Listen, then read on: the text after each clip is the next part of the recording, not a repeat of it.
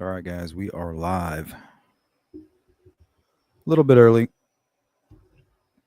but we're going to start off right where we left off.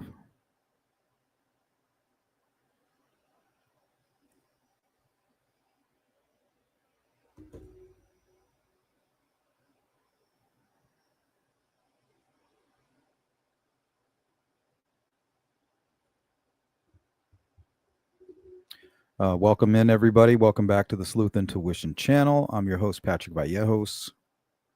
We went live earlier today, part one of the transcript for the trial of Richard Allen, and then some. Welcome in, Tam B. Inquisitive. So, of course, Richard Allen was convicted of the murders of Abby and Libby, sentenced to 100 and plus years. He's going through his appeal process right now, and they just released the transcripts for the entire trial. So there's no more guessing. There's no more relying on the ears of YouTubers. We'll read it for ourselves. Tambi, Inquisitive, Jari, Kelly O. What is up? So I think for part two, we're going to focus in on Teresa Lebert, Cheyenne Mill, Brad Heath, and then Brad Weber. And then we'll figure out what we'll look at for part three. We might be able to fit one in there that you guys are really hoping to cover.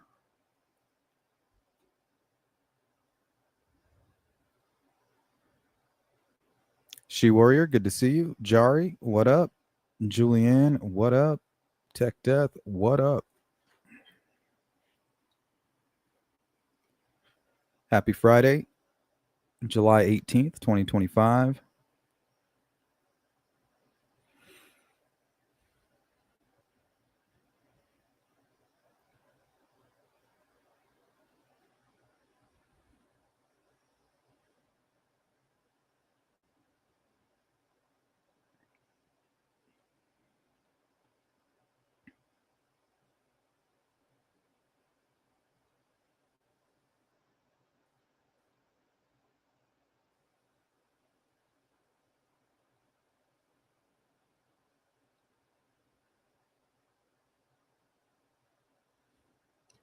It still kind of blows my mind how close Richard Allen lives actually to the private drive or the road that leads to the private drive.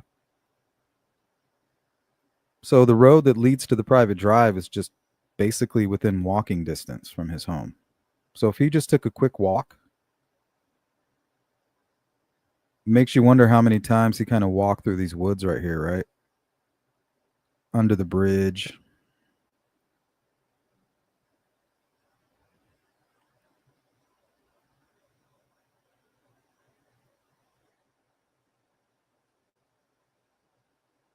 You know, this looks like a good area for a nice walk right here.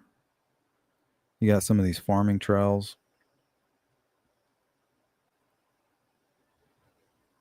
I think Delphi is beautiful.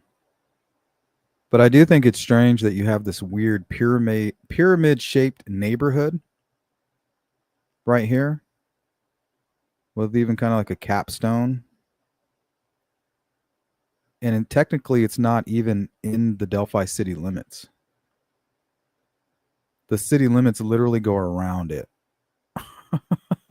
It's weird. Like, what is that? It's like on some Illuminati shit. D. Ashley, what up? How you been? Kelly O. Elaine, what's up? Melissa, good to see you. No, I haven't been to Delphi. I would love to go.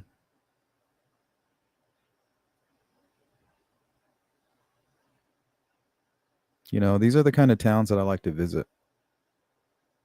Small cities. Kind of reminds me a little bit of Payson.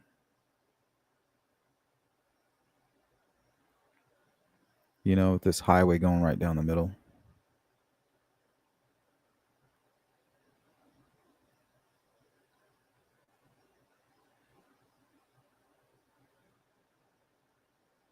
Okay, so if you guys are just joining us, welcome in, J-Ray. So part 2, we're going to focus in on Teresa Lebert, Cheyenne Mill, Brad Heath, and Brad Weber, their testimonies during the actual trial. And if there's anything, we might be able to get to something that you guys vote on towards the end, or if we can fit it in there. If you think we're missing a very important witness or testimony. 6 weeks, Melissa. 6 weeks. Isn't that crazy?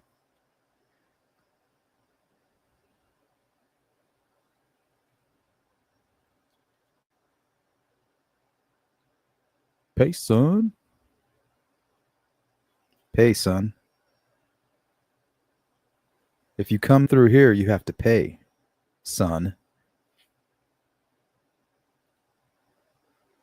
Would not be surprised. Okay, so the reason I have the maps up is because when we get into the testimony of Teresa Lebert, now remember, she's the person that saw a strange man. And she said it looked like he didn't have a vehicle. So he has no vehicle.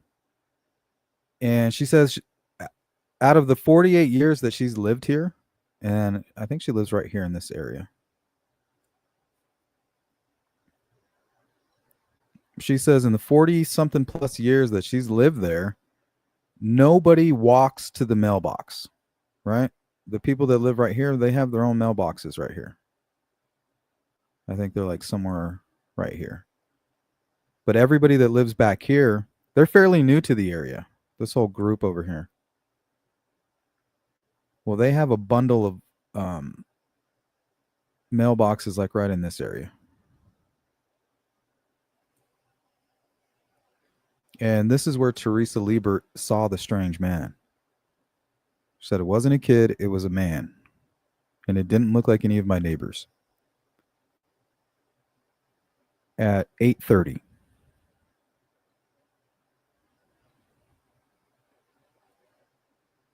So she's coming home early in the morning, going up 625. She's going to pass Abby's home. So if Abby's the target, how do we know Richard Allen didn't just walk over here? His house is right here. His house is right there. It would take less than 10 minutes, I think, to walk to this point right here.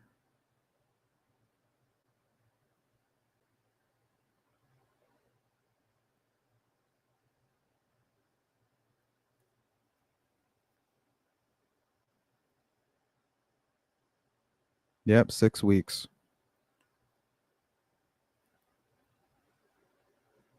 You guys should see the country style window frame that I put in the baby room.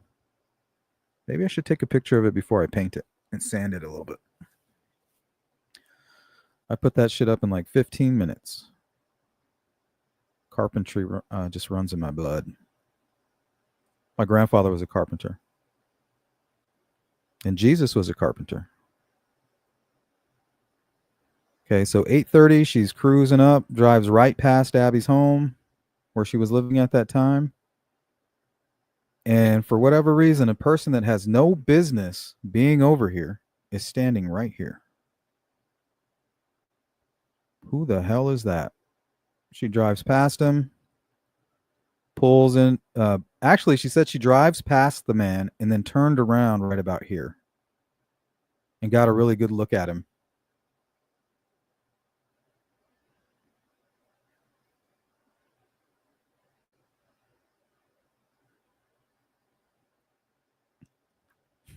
You got to pay, son.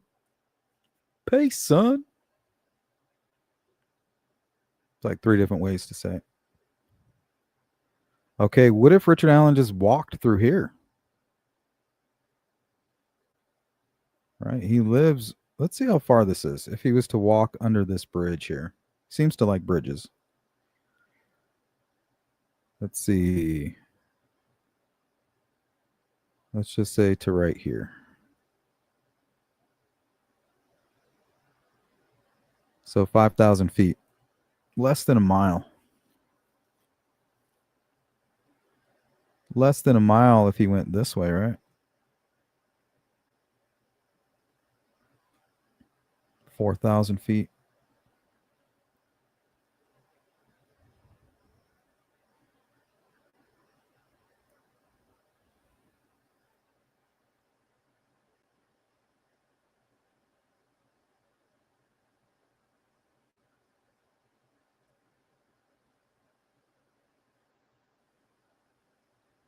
Dang, it's really wooded back there, huh?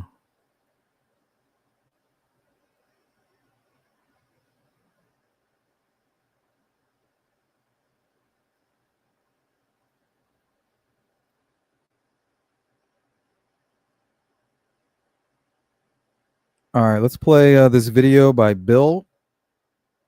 He basically walks the entirety of the private drive and walks right past the gate, right past the mailboxes, and we get a pretty good view of what Teresa's going to talk about right here. So we'll dive right in. Welcome in, Kelly O and Clyborg. Where are we at here? Okay, so Teresa is. Let me put on my glasses here.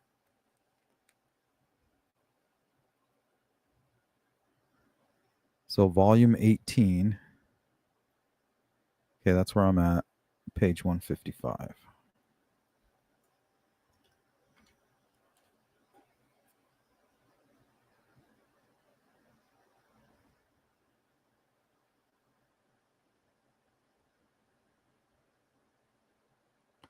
Red Queen, what's going on? Happy Friday. Okay, direct examination of Teresa Lebert. Hold on, my glasses are a little foggy. Got to put on the windshield wipers. There we go. All right, let's see. Questions by Mr. Baldwin. Teresa, I'm over here. Can you see me? So he's kind of doing an aha moment like she's blind, you know. But he's depending on her testimony. And what about under the bridge? Isn't that crazy? Who's to say Richard Allen, that's not like one of his favorite places? If you're not allowed to drink and you're trying to hide from your wife, this looks like a good place to go. And you enjoy walking in the outdoors, getting some fresh air, right? Go under the bridge and smash a six-pack.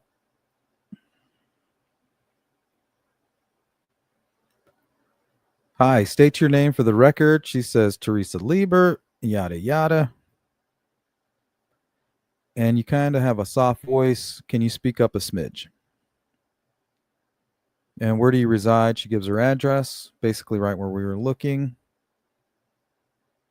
All right, we've been talking a little bit about 625 West. So let me pull that back up for you guys. 625 West.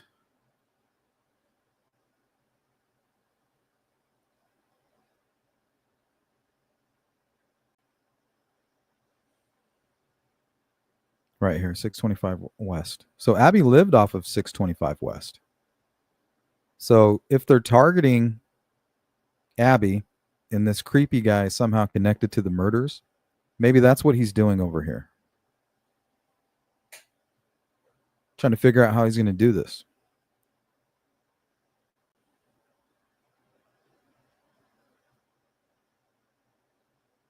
Shit, for all we know, this dude's high out of his mind, right? Nobody was there to drug test Richard Allen the day after, or, you know, to witness to see what he was or wasn't doing that day. Unless he has co-conspirators.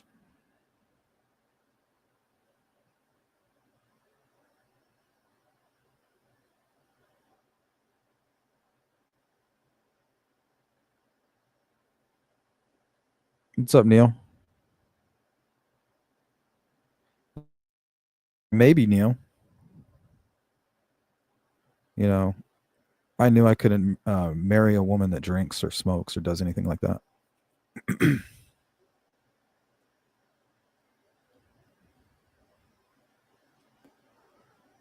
plenty of that going on with me.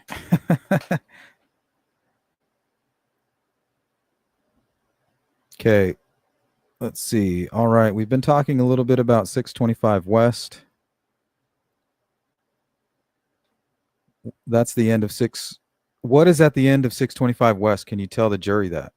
Our house is at the end of 625 West. And then what's the next thing on 625 West? It's a lane that goes down to an individual's house.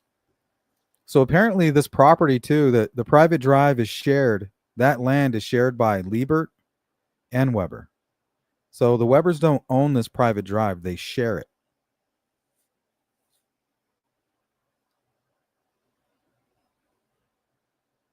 So it's a lane that goes down to an individual's house. Who is that individual?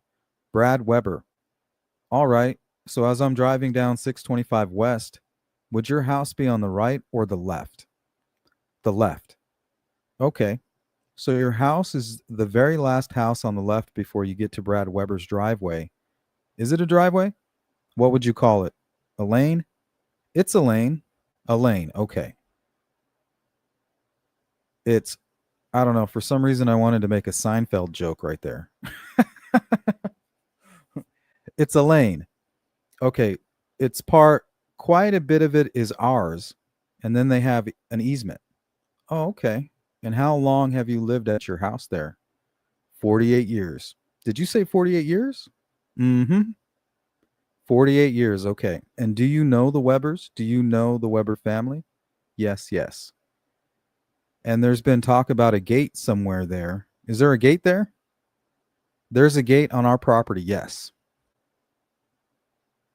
So she's talking about right there where you enter onto the private drive. There's the shoe tree. So Bill was like the first person to really get a good look at the shoe tree.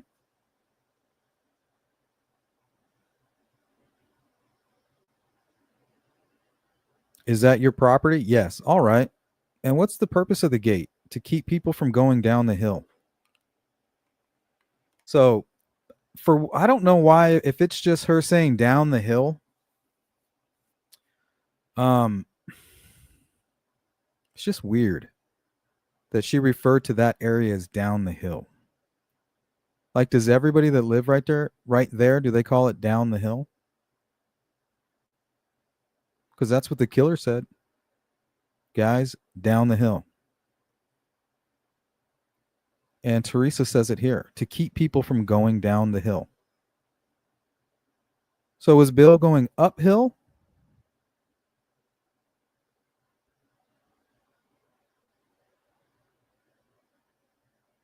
He's going uphill. So she referred to it as going down the hill. The killer said down the hill. What if that's what they were referring to? Just a thought. Question. All right. Trespassing. Trespassing, to keep him from trespassing, going onto the Weber property. And she keeps reiterating, half of it is mine. Like, she's like, you guys need to realize that that's not the Weber's property. Like, people are trespassing on my property.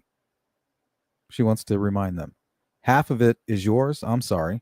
All right. Can you describe for the jury kind of what else is around there?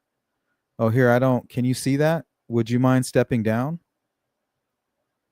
Here, let's put this on pause and go back to this so she can kind of point out what she's seeing.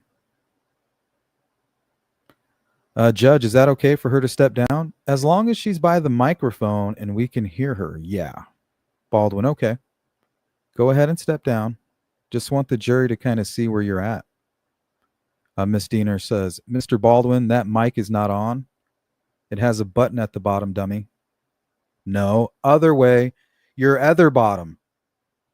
What'd you say? The mic doesn't. There's a button on the bottom.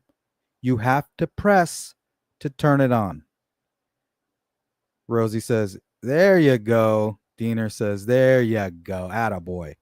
Okay, that's fine. Do you recognize what that is right there? On the bridge? The high. Okay, if that's the high bridge, Goal says, the jury can't hear her, Mr. Baldwin. Okay. And she's blocking the view of the. Oh, thank you. I appreciate that, Judge. Thank you. Here, come here, Teresa. I'm sorry. Would you stand right here? We need you to. Okay. Is it okay if I position you? I'm sorry. All right. So there we go. And try to speak out so the jury can see you. So what is this right here, if you know? This road right here.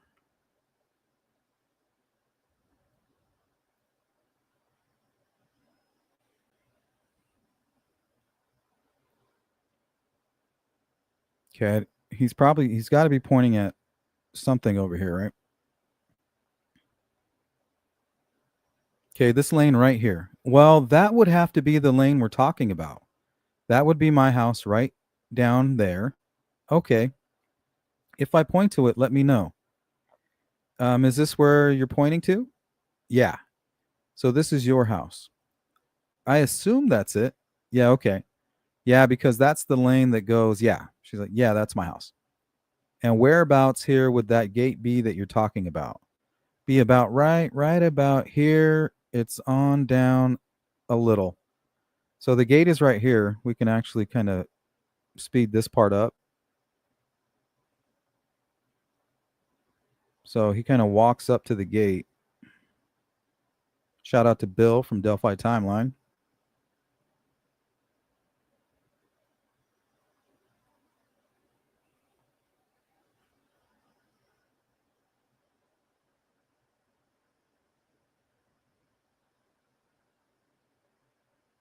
Okay. And remember, the chain is not locked.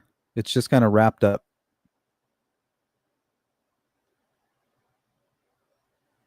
Or hooked with the lock.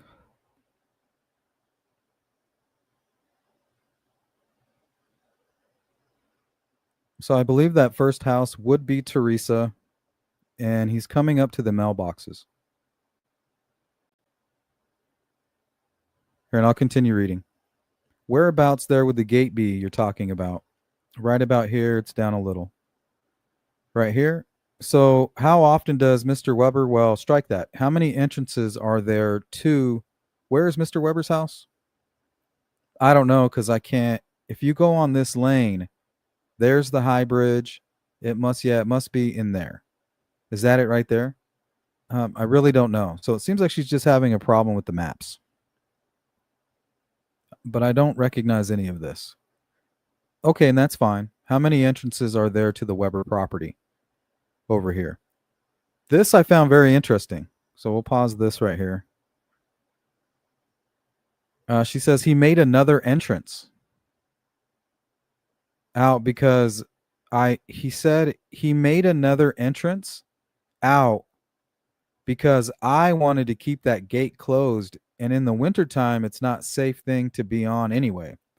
So it sounds like a death trap, and that sounds like it pissed off Weber, but he made his own path out of there. And I believe I found it. And it looks like it would have still been captured on camera if he was doing anything nefarious on this trail. But let's go to the Weber property over here. And if you notice, there's this garage back here. And it's basically on the train tracks where they used to be historically, right? You see where the bridge is leading? The train tracks used to follow this way. You see them? You can see it all the way down where they went.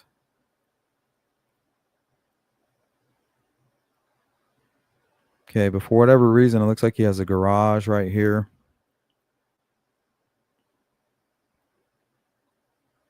And you can see the road that he kind of made for himself right here.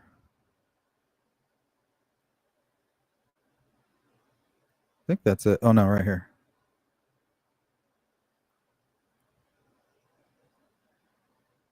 See how it cuts through right there?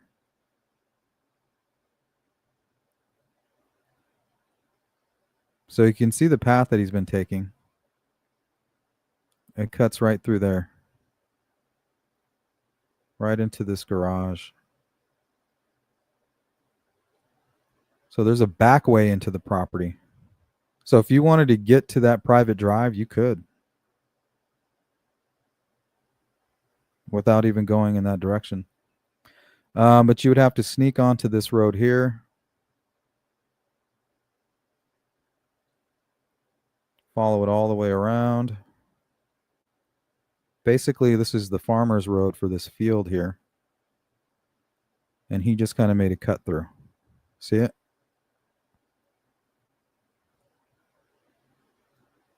So it cuts through over the tracks where the tracks used to be. And then into this small little area right here, this small field. I don't know what this is for. You want a theater? Here's a theater. Look at this. I mean, nobody would see what you're doing right here. See this little area right here? I mean, you could literally probably hunt a person.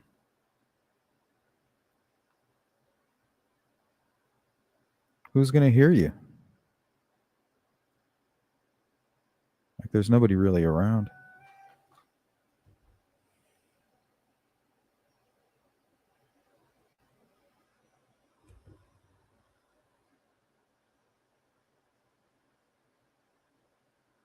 All right, let's look at some photographs here that I put together. These are very crude. Don't judge me on these.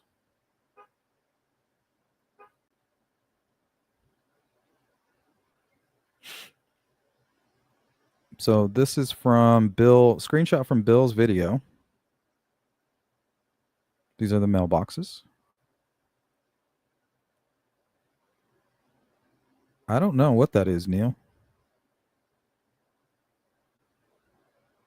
But I mean, you could throw a damn party back there. Nobody would even know.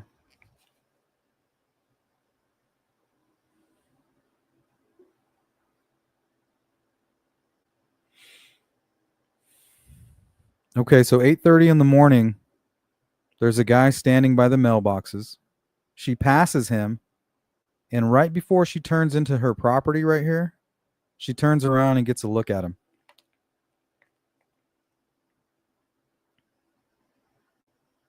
Okay, so she says he made another entrance out because I wanted to keep that gate closed.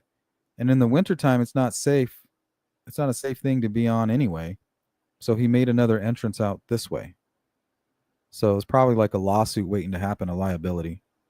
Okay, so he has another entrance out this way somewhere. Yeah. All right. Let me see if there's anything else I want you to know. Mr. Baldwin says, okay, Max, is it possible to move that up a little bit so that no other way is that as far as it goes? Max says yes. Mr. Baldwin, okay, go ahead and have a seat here. Thank you. Are there other, I'll wait. This is why if you can speak to me over here, this will help. I think help out. What else? Describe the property outside. When you're driving on 624 North,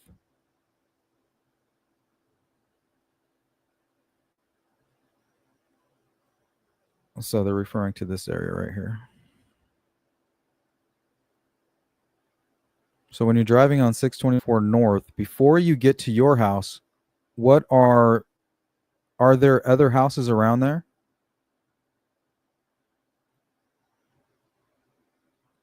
So she kind of gives a list of all the people that live here. And she says, oh, well, there's a new lady that moved in over here. So I don't know what she's referring to. I think that might be where Abby was living with her mother. And I think maybe her grandparents. Somewhere over here. But she doesn't mention that. But that is a fact. Yeah, it would be on the left side. You'd pass first. Place is Stoffer's place. He had a farm there. Then there was an open field at that time, which now has 3 houses on it. Okay, so the open field at one point now has 3 houses on it.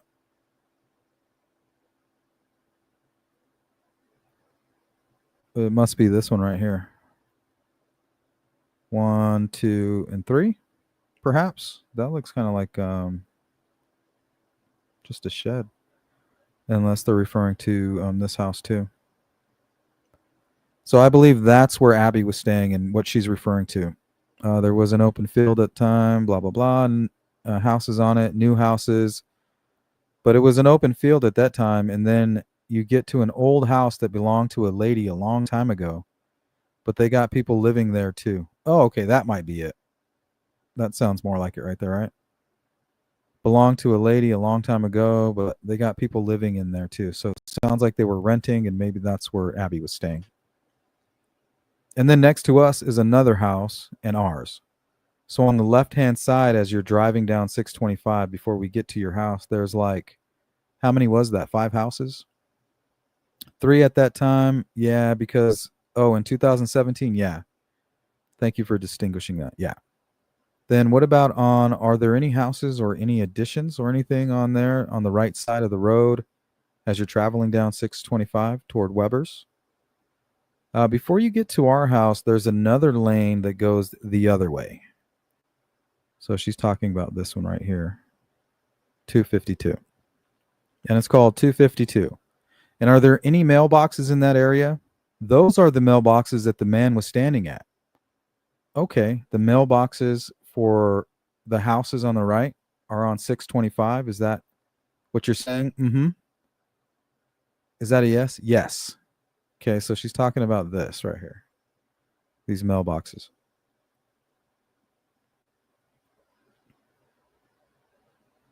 Okay, I want to direct your attention to February the 13th. Do you remember that day? Yes. Okay, again, I need you to speak up just so the jury can hear you. I know you're soft-voiced, and that's okay. Tell the jury what you remember about that day. We were coming back town. We went to town at 8 o'clock. Who's we?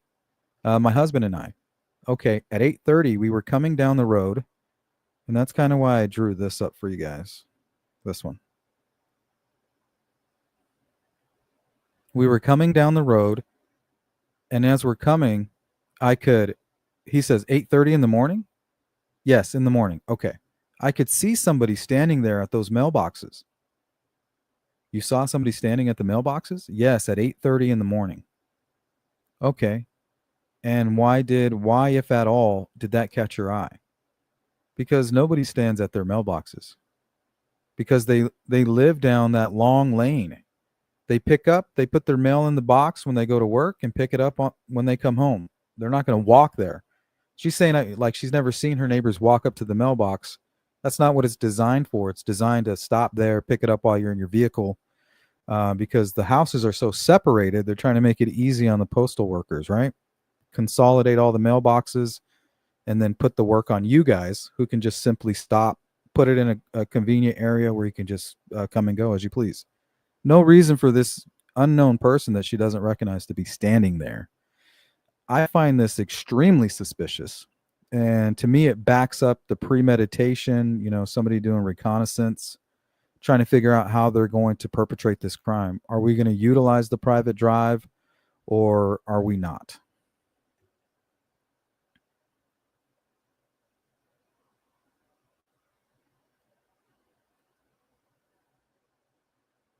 Thank you, Jari.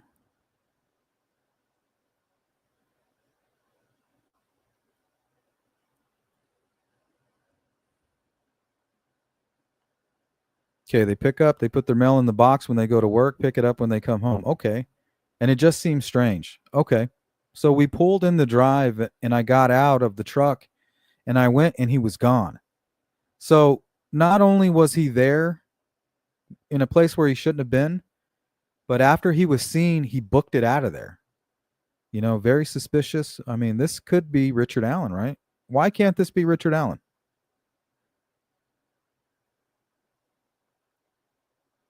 What time was he in Peru? We know he was there at least around 11. So that still gives him time to be this man at 8:30, drive 40 minutes to Peru,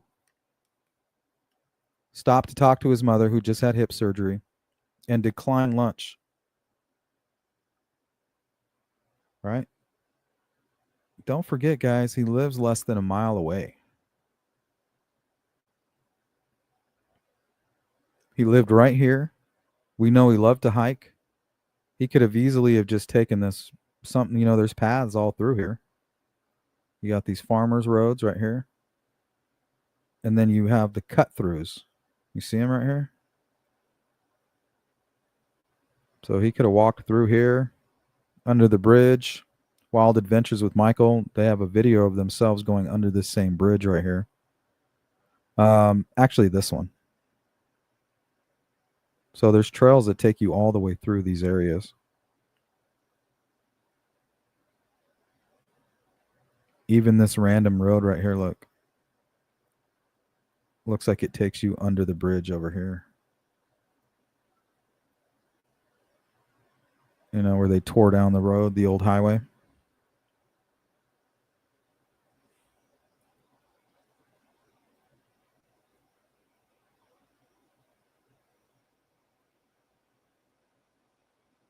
Okay, so Richard Allen lives he's within walking distance of where they saw the man, right?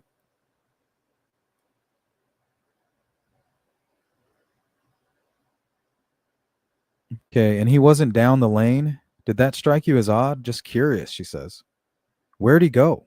She's wondering, where the hell did he go? I turned around. He's standing right there. Pull into the driveway, step out of my vehicle, and go to see who this weird man is, and he's just gone. He's not down the street. He's not getting into a vehicle. That's very strange.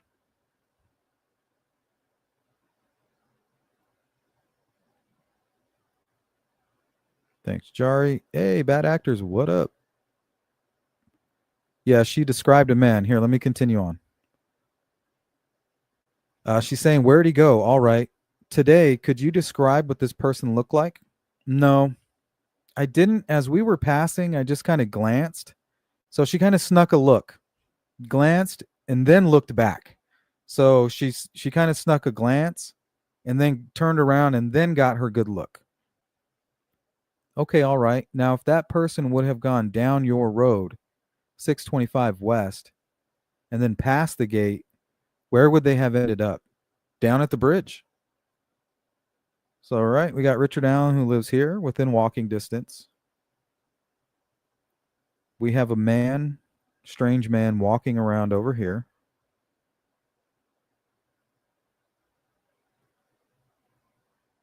And could have easily have ended up right where the girls were kidnapped.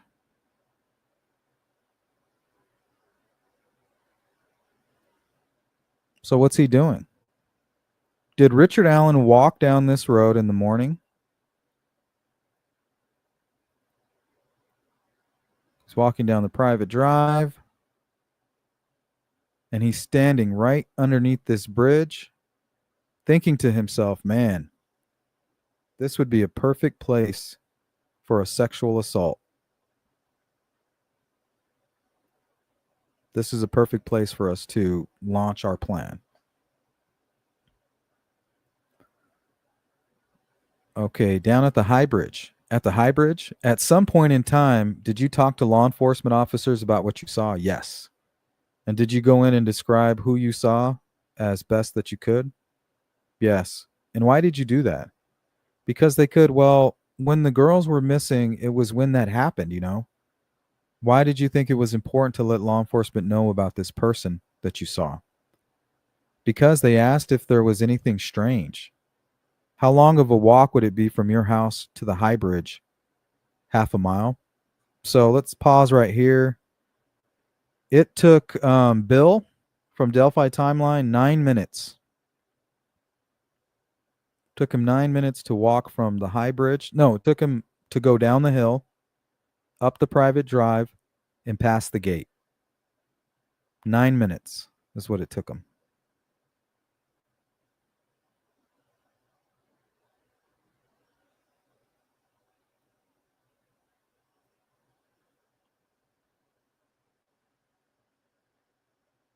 Because they asked us if there was anything strange. How long of a walk would it be for your house to the high bridge? Half a mile. Okay. So if you had to walk it, you know, maybe not you and walking, but like a younger person. She says it's a good walk. Yeah. Okay. If you walked it, yes, I've walked it several times. Okay. Did it take 5 minutes, 10 minutes, 15 minutes? Well, we now know that factually it takes 9 minutes. Walking at just a regular pace. I don't know because I'm goofing around. I never, okay. It's not too far though, is it? No. All right. I have no other questions. Gull says, Mr. Luttrell. And now we have questions by Mr. Luttrell. Good afternoon, Miss Lebert. About later that afternoon, around 4 o'clock or so, there were people knocking on doors. There were girls looking for somebody, right? Did they come to your house? No. You don't recall that? No. Okay, so you're telling us at about 8:30 in the morning on this day, you and your husband were coming home, about to pull in your driveway, and you saw a man you hadn't seen before near the mailboxes? Mm-hmm, yes. And you've never seen him since? No. And you've never seen a photo of him? No. Not to my knowledge, no. You didn't see his face? No. And you just saw him out of your truck just from about right up here on him? Correct. Okay, thank you for coming in today. I have no further questions. Questions from Mr. Baldwin. Teresa, did the person that you see, did you recognize that as a neighbor or anyone that you had ever seen before? No. Mr. Baldwin says, thank you, that's all. Goal. Mr. Luttrell? Mr. Luttrell says, nothing. The court, does anybody on the jury have any questions for Miss Lebert? All right. Juror questions of Teresa Lebert. Question of the jury read by the court.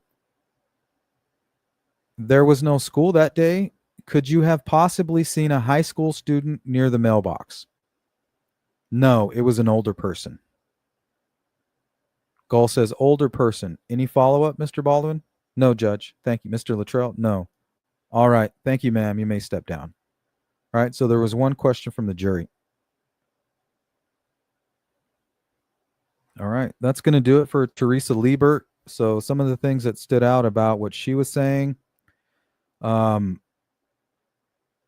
of drove it home that there should be no strange people standing around. So what I think is possible, and I don't know if we should skip Cheyenne Mill and go straight to Brad Heath, but I don't think we will. But when we get to Brad Heath, some of the things that we'll talk about are the vehicle that he witnessed over here. Now, he says he witnessed it going to another job, traveling down the 25. So we're going to talk a little bit about, there's just no way he got a very good look in the early morning at that vehicle. You just can't. I looked at it myself. Look, the only place where you can get a good view, and remember, he's going to be on the far lane because he lives just outside of Delphi. Okay, so he's going to be in the far lane looking in this direction here. And the car's parked somewhere right here. So that's how he saw it, parked over here. So he's driving in this direction at 8:30 in the morning. So is it possible that the vehicle he saw right here belonged to the man who was seen here?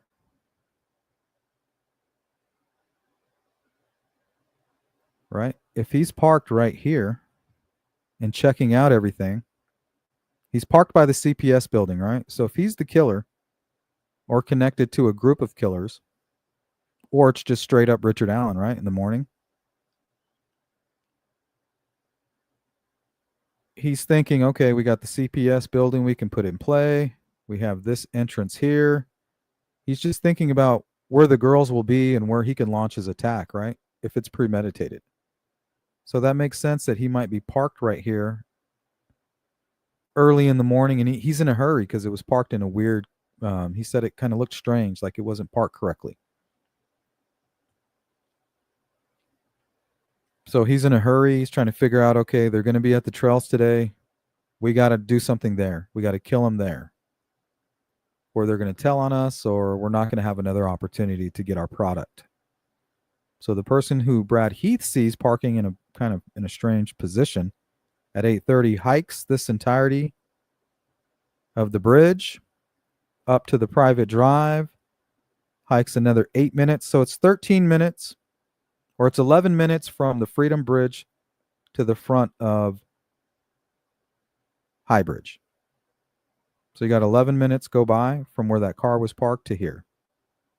Another 4 minutes to cross the bridge, and another 8 minutes to get to the location of the strange man. She sees him. Now, where did he disappear to? If he disappeared down the private drive, I think she would have saw him, right?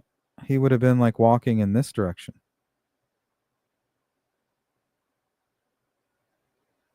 So did he run through here maybe? Run into this area and then around and then back to the private drive, back to his vehicle, and then to Peru?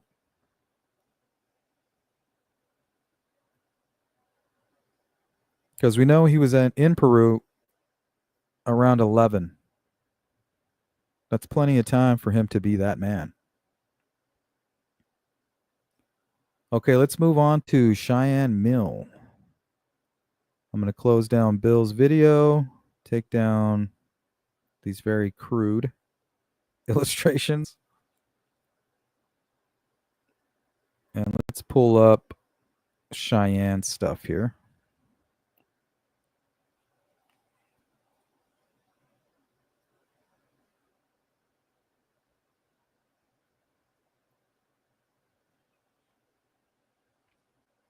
Okay, so she is volume 18, page 116.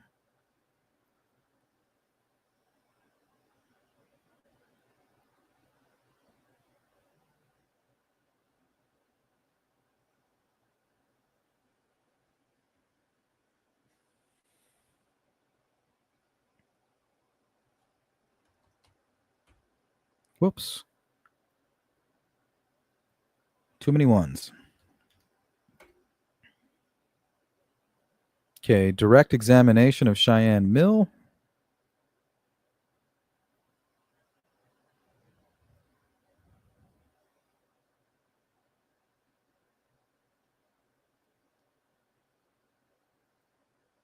See what's going on in the chat. Let's go to Jari. Of course she did. I remember the sketch. I didn't look like Richard Allen. Welcome in, TJ. Hey, Sleuth and chat. I haven't got to catch it live in a while. Anything interesting in these transcripts? Yeah, we're kind of stumbling across little Easter eggs here and there that are helping to put things into perspective. That's for sure. Little clarity.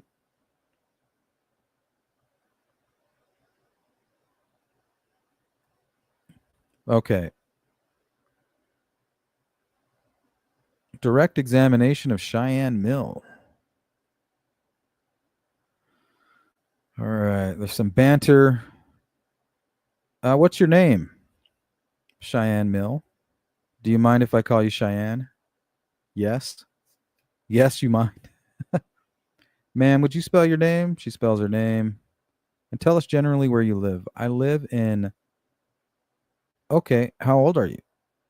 Excuse me? What'd you say? How old are you? I'm 30.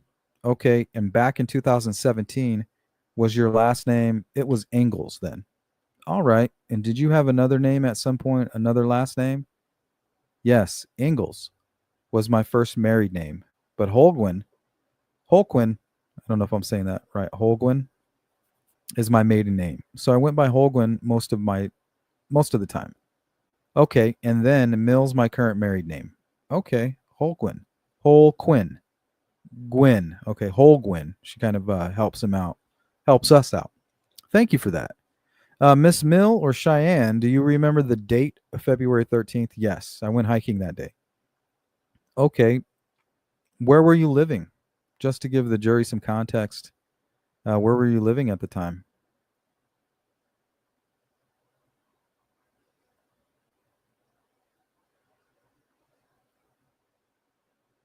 Let's see. At that time, I was living with my parents in Monticello. And do you recall where you were that morning? I mean, after you got up, can you kind of tell us how your day started? Yes, I woke up and my best friend and I planned on going to France Park that day. So we went, would counsel approach? She appears to be reading testimony. Rosie says, yeah, okay, Mr. McClellan, I didn't see that, Judge. Okay. Well, she's reading. She's got a folder with her and she's got a bunch of paper in it and she appears to be reading from it. Just ask her to put her papers away. Just tell her I don't care. Yeah, okay. Sidebar conference concluded. Gull says, ma'am, could you put your papers down? Witness says, okay.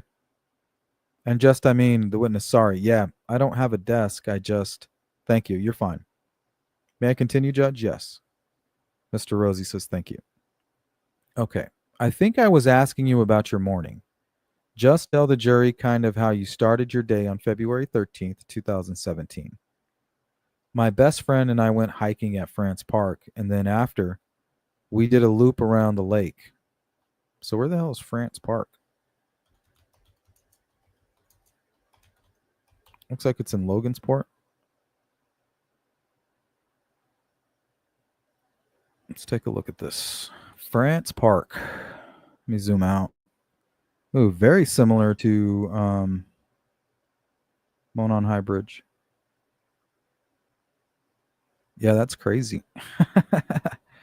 That's where JP lives in Logansport, and he had a bunch of photos on his Facebook of France Park. But I mean, small town America. That's interesting.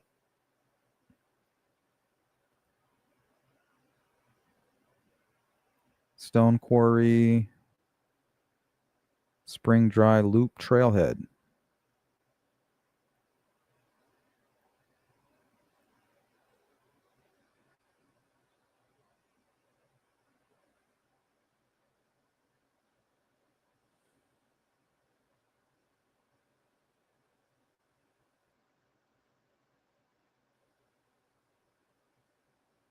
Any of you locals familiar with this place? It's like a swimming hole.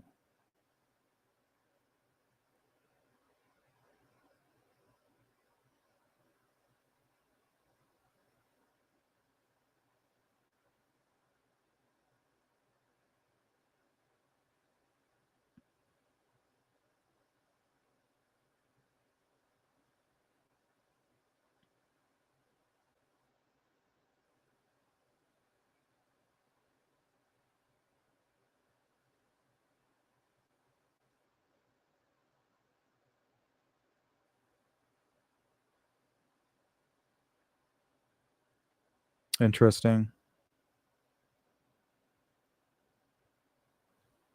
What's up, Poohs?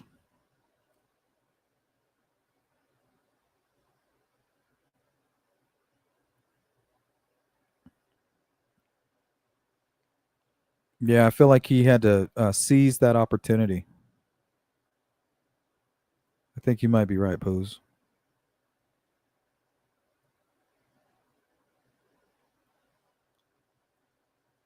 Tony Ann got me interested in JP again. Isn't that interesting? That this whole Subaru crew that was there that day, and the fact that Weber worked for Subaru just makes you wonder. Especially after listening to things like what happened in West Memphis with this cult and these people who are eating dogs and working their way up to humans. Just to know that those kind of groups exist. Maybe some of them are just better at keeping secrets. Maybe they're a little bit older.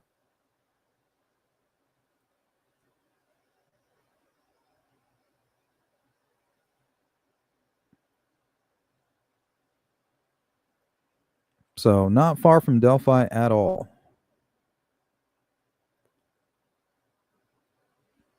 All right, let's continue on here.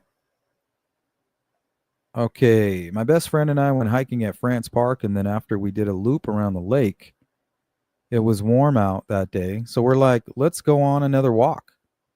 And I asked her if she's ever been to High Bridge, and she said no, she has not. So we hit the High Bridge after leaving France Park. We took the Hoosier Heartland and went out that way.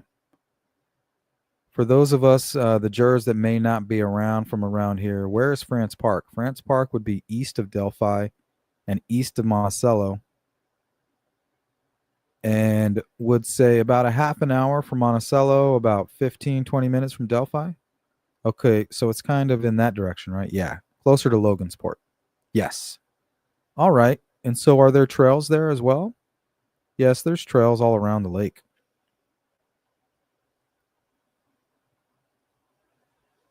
Yeah, it does look really nice.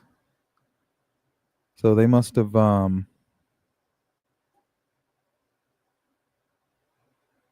don't know, where can you walk around? Maybe right here? And then back.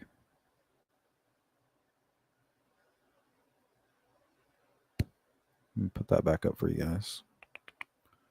So she's talking about walking around the lake. I'm assuming it's this one because this body of water appears to belong to Stone Quarry. Has like this beach area right here though. But I'm assuming she took this path right here around the lake. And then maybe back.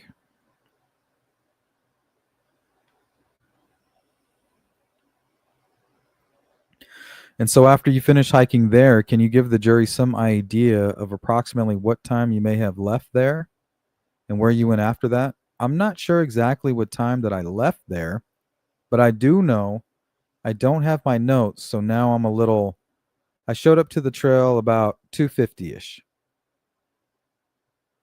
The high or Monon Trail? Okay. And so we're talking about 2:50 in the afternoon? Right, correct. Okay, and do you know or can you tell the jury where you believe you parked that day? I parked in the grass. I'm not exactly for sure which way I was facing, but there used to be a trailhead marker, and there was about 2 parking spots there, which were already taken. So I pulled up in the grass by the parking spot. I don't know what she's referring to.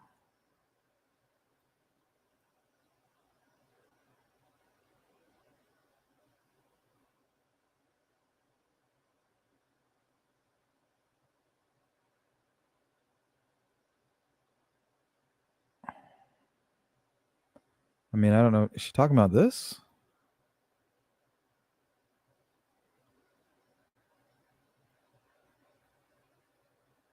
Or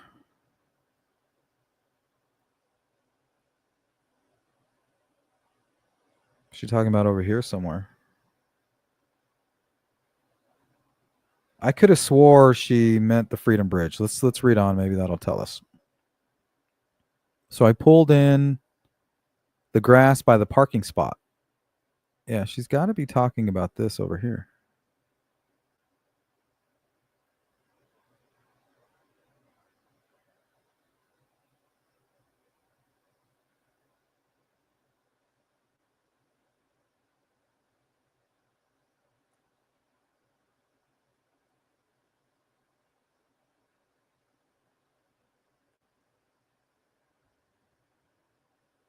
Okay, I'm just thinking I didn't have the map lined up on the TV.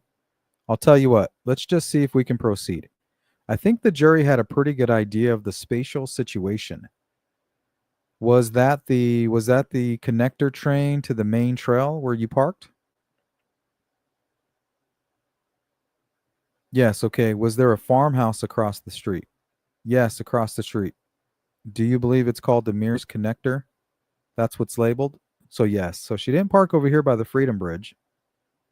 She's saying she parked at the Mears lot. Probably somewhere like in the grass over here. I believe it's called the Mears Connector is what it's labeled. Okay. And you said that you got there around 2:50? Yes. Okay, can you tell the jury what it is, if anything, that helped you make that determination? I received a phone call at 2:13, and at that point I was already on the trail. So I was able to pinpoint back about the approximate time that I showed up. What time did you say you received that phone call? It would have been, I said I showed up at 2:50, so it would have been 3:13. I think is what the police report said. Okay, did you bring some notes today? Yeah, I have all my notes down, so I'm just a little scattered. Would it help to look at your notes, or would that at least the top sheet, if that would be acceptable? It's just you can look at it. It's just the timeline for my own brain because I can't. This happened 7 years ago. I can't remember my timelines. Would it help to look at your notes to refresh your recollection? Absolutely. Judge, may I hand her notes? That's fine, but I don't want her reading. So she can look at her notes, read it, refresh her memory, and then give the answer. She can't read a script because it's illegal to coach. That was the concern, that she was just reading testimony from notes, and that's improper. See, Goal's good. She's doing what she's supposed to do. She's catching all the little shit that could cause problems down the road. My intention is just to ask her about the time, and that's it. Okay. You said 3:13, and I'm putting you to the test. Looking at your notes, was that when you received the phone call? I had the phone call at 3:12. I wonder why she felt the need to say 13. Okay. All right. Yeah. All right. Fair enough. So can you tell the jury where, first of all, who was the phone call from generally? My boyfriend at the time. And how is it that you're sitting here today and you know that it was at 3:12 that you received that phone call? Well, after all that happened, I reported that I was on the trail that day after we found out that the girls were missing. And the police officer asked what time I was there. So I had to find out what time, and I knew absolutely that I received that phone call. And so did my best friend that was with me. She heard me take that phone call. So I was able to pinpoint exactly when I was there on the trail.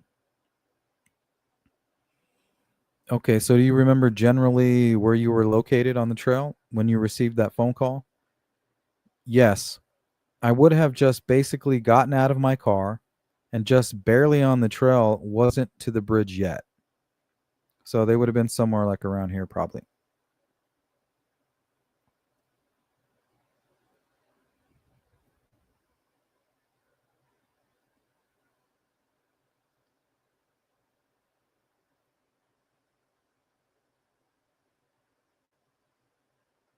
Yeah, it is crazy. Switching over to my car now. I can't comment, but we'll be engaged. All right. Be safe.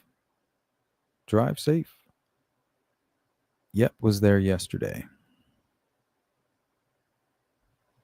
The trail when you received the phone call. Okay. And so tell the jury which route you took in your mind when you got out of the car and onto the connector trail. When I got out of my car, we walked onto the connector trail. When you got to the connector trail, you can either take the left and go to High Bridge,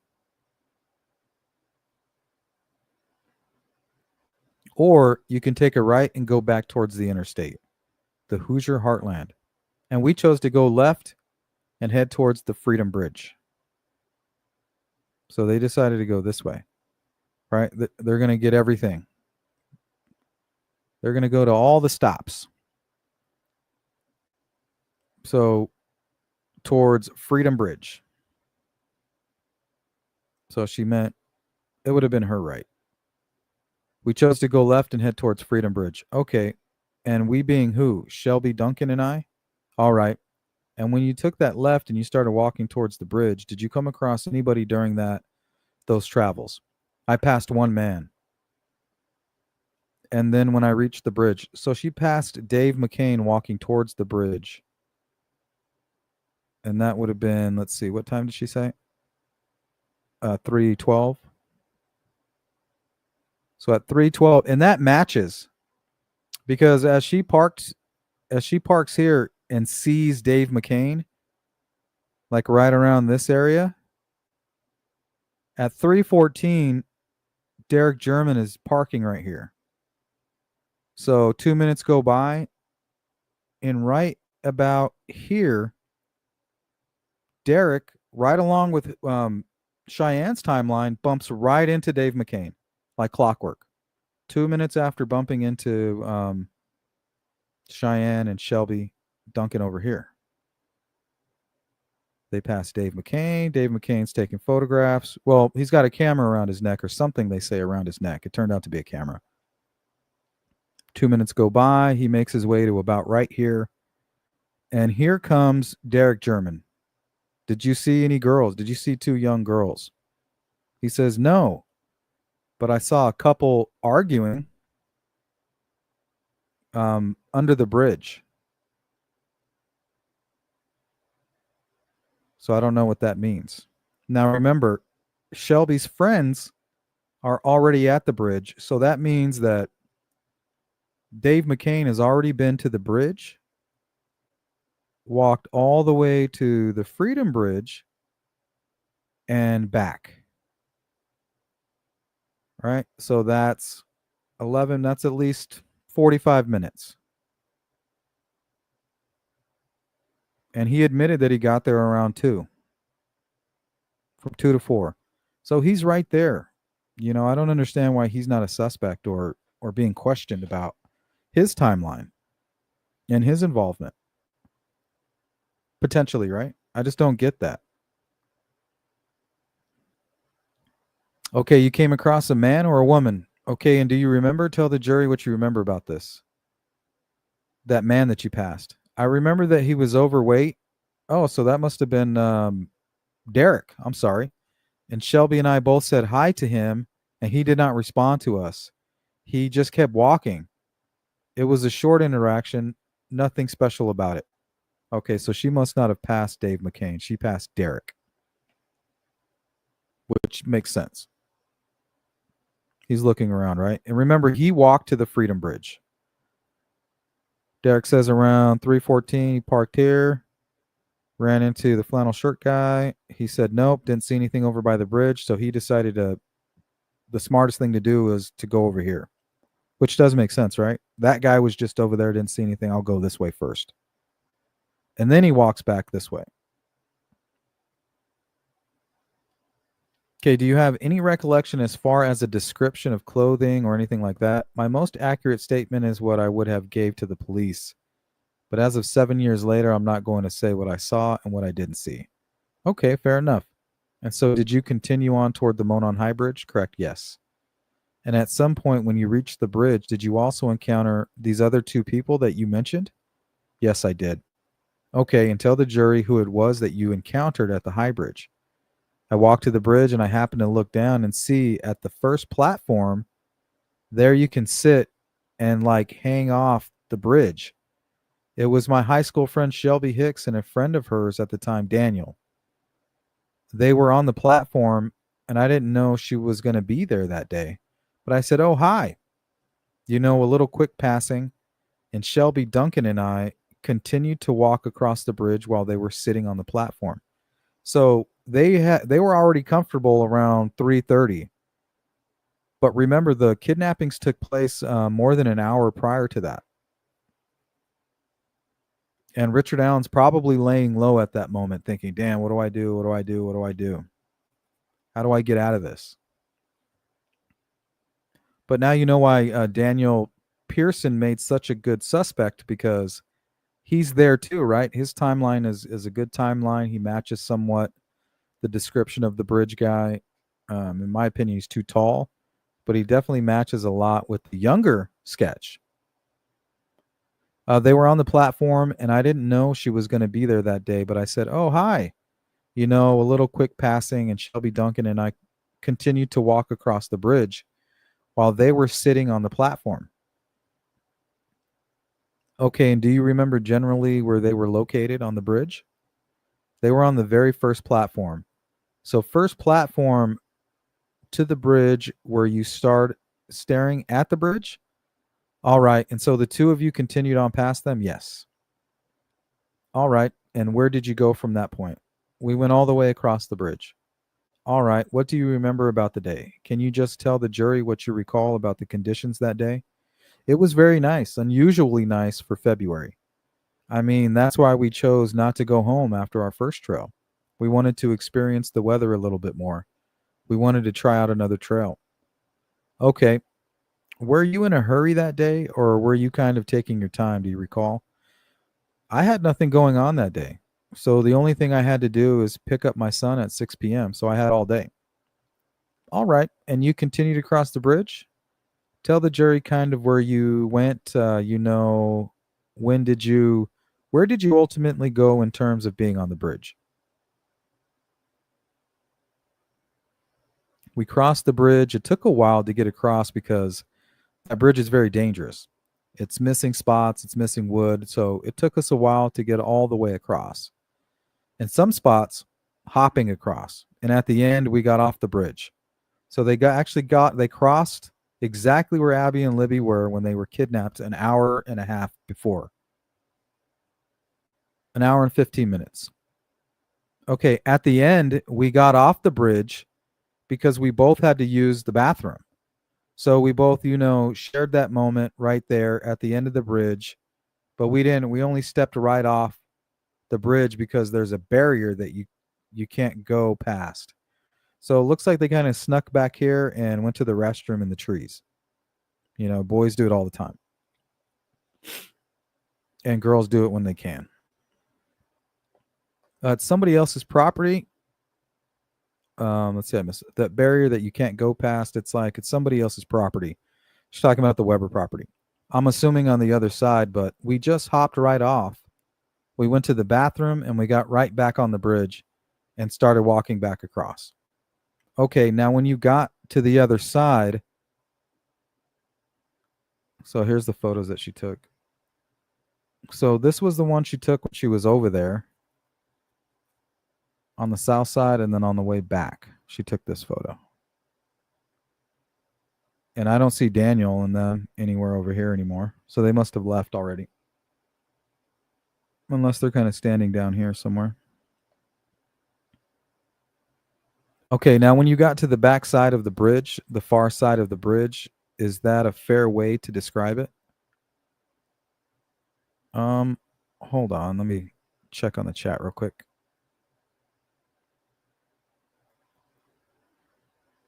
How long was it between Alan leaving and Derek arriving?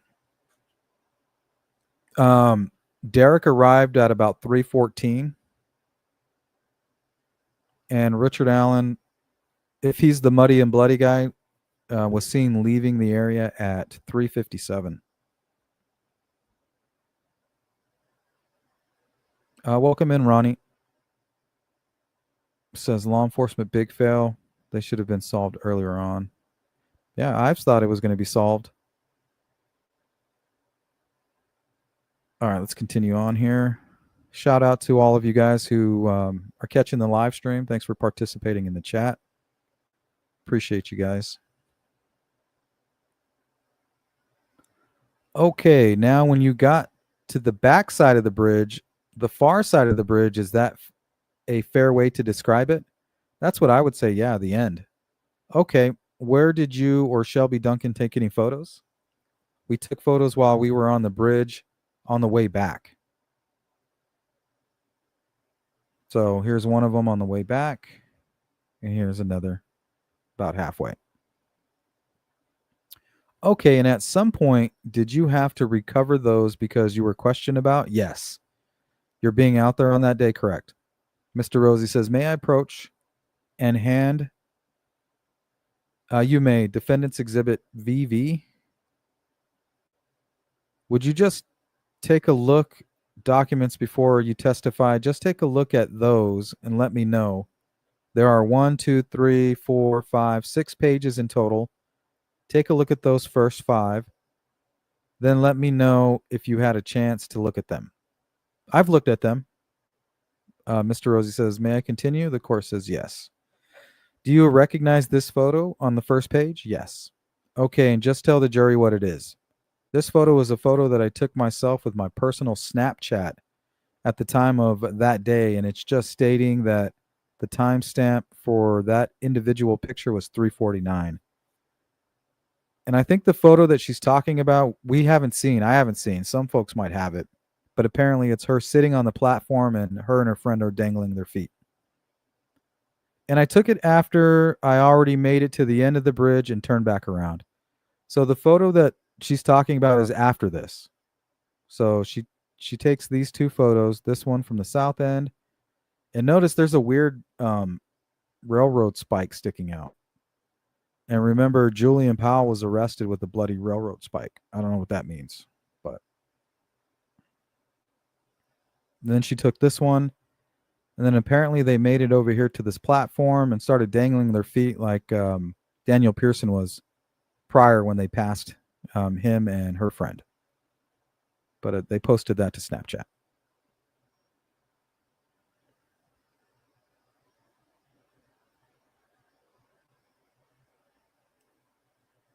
All right, let's catch up on the chat real quick. Wow, so Derek was there when it was happening.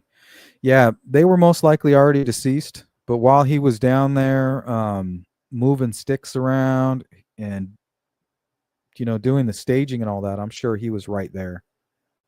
So were these girls. These photographs are taken as he's placing those sticks on the girls at that very moment. And there are some kind of weird items in the water, so I don't know if these are related or not. Probably just trash, but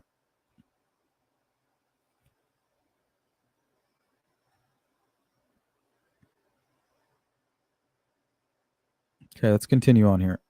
Okay, that day, and it's just stating that the timestamp for that individual picture was at 3:49. So at 3:49, they're running up and down the bridge, taking photos, probably talking loud, smoking cigarettes, urinating on the south end. Now, you have to realize Richard Allen's probably fully aware of all of this activity.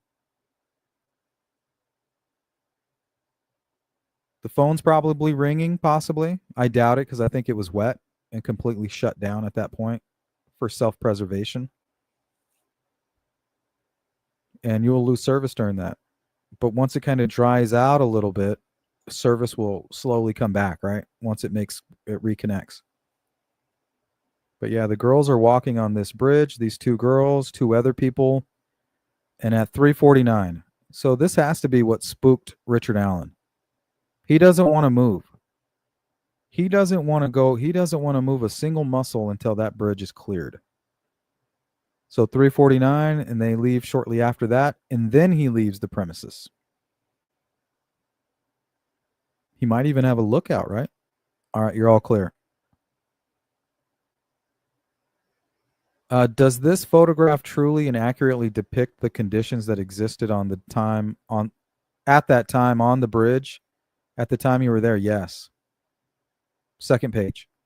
Could you tell the jury what that photograph is? It's what it represents. The exact same photo, just enlarged. It's just the photo without the timestamp. Okay, third page, please. Could you tell the jury what that photo represents? That photo is also a photo of the bridge on your way back. So they must be looking at these photos now. And this spike always stood out to me because, I mean, it literally stands out. You can see the platforms, but it's an image that has the water in it underneath.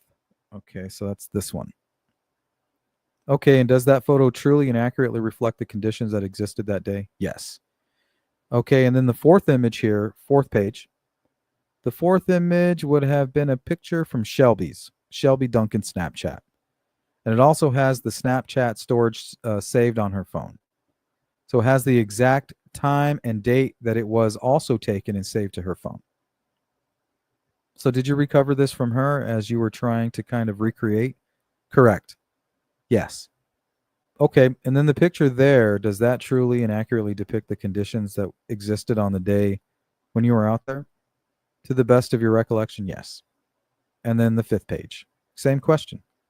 What does that reflect? That's her picture of the water, but it's the same thing. It's her photo screenshotting her storage of the picture of that on that day at 3:53.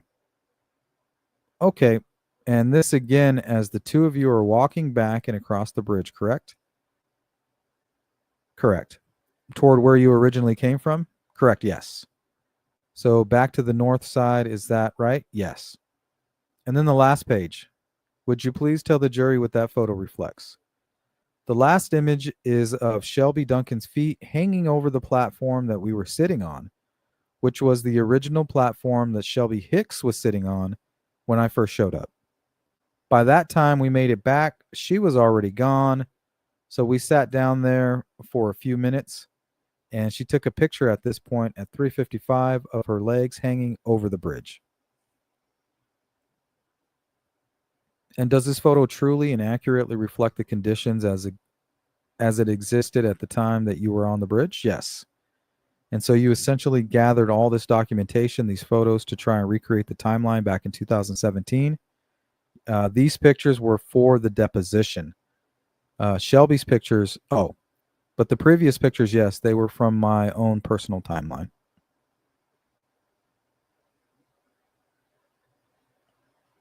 Okay, But the comment was a screenshot from Facebook. Okay, so let me see if I can understand this. Did you use your Snapchat account essentially to take a photo through that account as opposed to doing it with your phone camera? Correct, yes. I mean, it is your phone, but it's through the Snapchat app. Yes, okay. And so it automatically uploads to your Snapchat account. Yes. Is that accurate? Yes. And so then did you later take a shot of the Snapchat account and then post it? Correct. Onto social media? Correct. And was it Facebook? Correct, yes. And that's what this whole image is, right? Yes. So the comments at the top about the 349 timestamp, that's your face. Is that your Facebook comment? Yes. Okay, all right. Very good. And on the Snapchat photo, it's a little tough to see, but there is a date and a timestamp on the top right corner. Yes. And do you agree that you do believe that that's 349 that you referenced? Yes. Okay, second page. Pretty self-explanatory, right? That same picture, the first full picture. Correct. Yes or no? Yes. All right. And then the third page that you're on your way back, correct? All right. And then the fourth, fifth, and sixth pages are all similar. Could you explain to the jury what they're seeing here from a technical standpoint in terms of these timestamps? It was just when we finally were contacted by the police department. It was 2 weeks later. We tried to contact them the day after when we found out the girls have been missing and were found dead. And they treated us very disrespectfully and was very rude to us and didn't want to hear anything that we had to say. See, this is interesting. This would be evidence of a cover-up. Right? People that could have very valuable information. Maybe that's, I don't know. It's weird. And they treated us very disrespectfully and was very rude to us and didn't want to hear anything that we had to say. So basically, I had to say, please, just take my phone number. This is my name. And so 2 weeks later, we received a police officer wanted to finally find our timeline. So we went back and tried to find what we had because, we were 23 years old using Snapchat at the time. We were just taking pictures and being out on the trail that day, not realizing a crime happened. And that evening, we uploaded our pictures to Facebook, just saying, this is what we did today. We went to 2 different trails. And we had somebody comment later on saying, hey, okay, don't want you talking about what other people said. Okay. So did you then recover the digital information on these last 2 pages from your phone and Miss Duncan's phone? Correct. Yes. And that's really what this is for? Timeline. Yes. That's what we needed. Okay. So let's talk about, you can sit that down, maybe to your right there.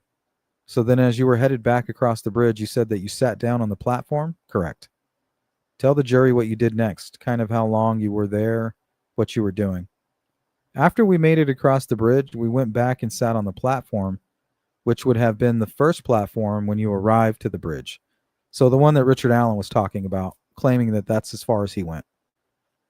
And we sat there for about 10 or 15 minutes, and Shelby Duncan and I smoked about 2 cigarettes between each other and just sat there and enjoyed the weather at the time because it was beautiful outside. Okay, do you remember if it was windy, not windy? Do you have any recollection of that? I don't remember. Okay, so you were sitting there. Did you see anyone else at or near the bridge at that time you were sitting smoking a cigarette? We were the only people on the bridge.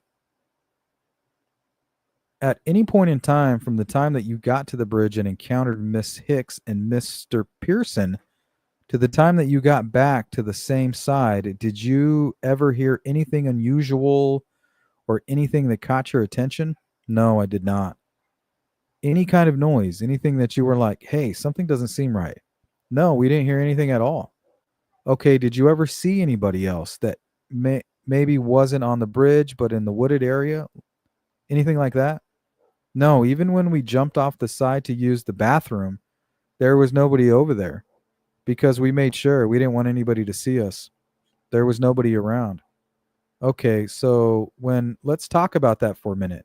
So when you got to the far side of the bridge, you actually got off the bridge? Correct. All right. And like, how far off the bridge are we talking here? I would say only a few feet because it's pretty steep drop from that point. So we just wanted to stay near the bridge and not have to have a hard time climbing back up. Okay, when you were on that side of the bridge, was there anything in terms of noise or activity that caught your attention? No. You see any vehicles or anything like that? On the other side of the bridge? Yeah. There's nothing over there that could even possibly put a car over there. Okay, so you then headed back and you smoked your cigarettes. Tell the jury what you did after that. After that, after we smoked our cigarettes, we stood up and we began to our trail back to the car. So on the way back, we would have taken turning to the right instead of going straight towards the highway. And then we parked over on that side. It used to be a parking spot, it's no longer. Okay, and maybe I misunderstood you. So you went back to the same way you came in, correct? Yes. So you walked down the trail back toward the trailhead, right? Yes. Which would be the Freedom Bridge? No, we didn't go that far.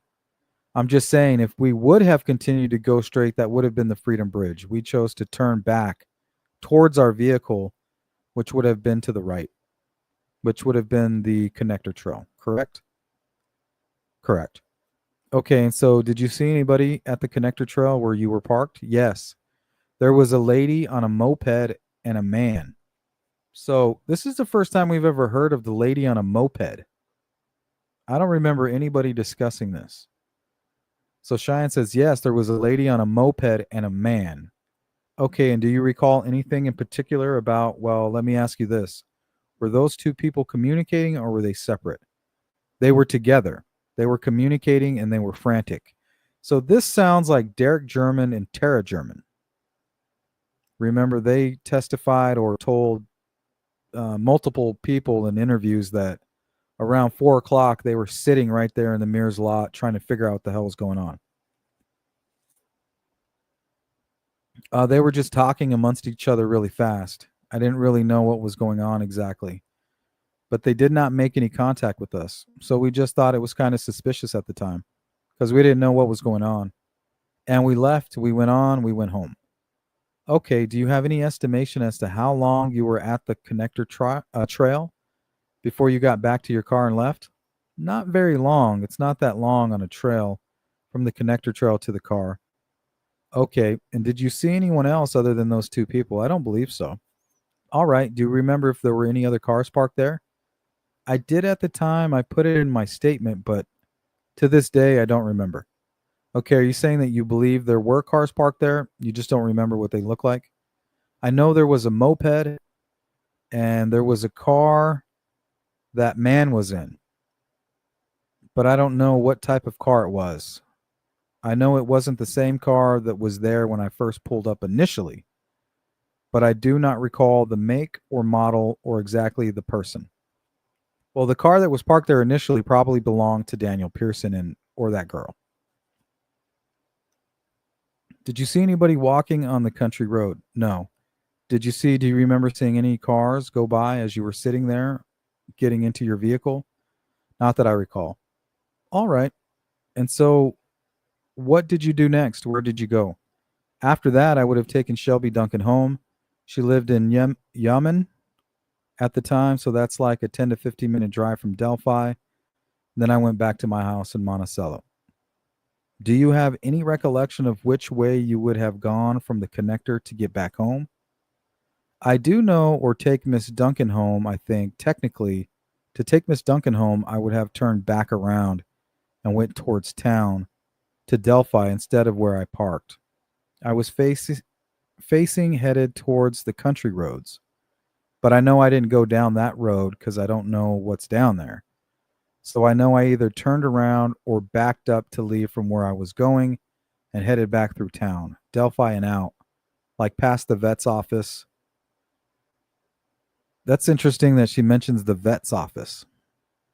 That's where Kathy Allen works, just outside of town. It's interesting. Back towards that way. Let me see if I have. I don't know if I have a map up still. Do I? Yeah.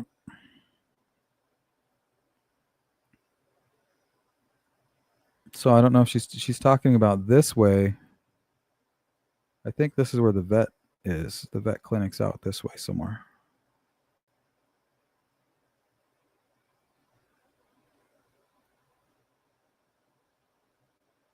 Somewhere out here.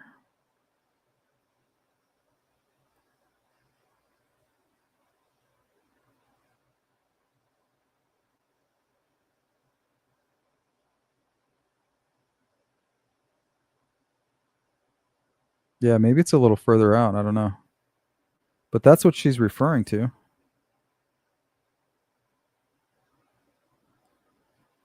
Let's see. Headed towards Yalman. Let's see.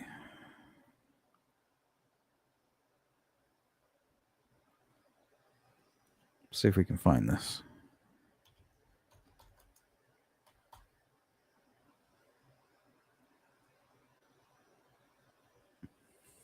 Yeah, it looks like I was right.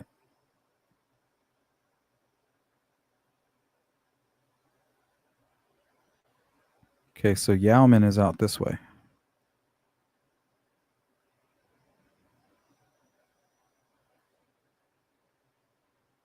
And I know Kathy worked at a vet clinic somewhere out here in this general vicinity. Oh, there it is. Horizon Veterinary Services. So yeah, look.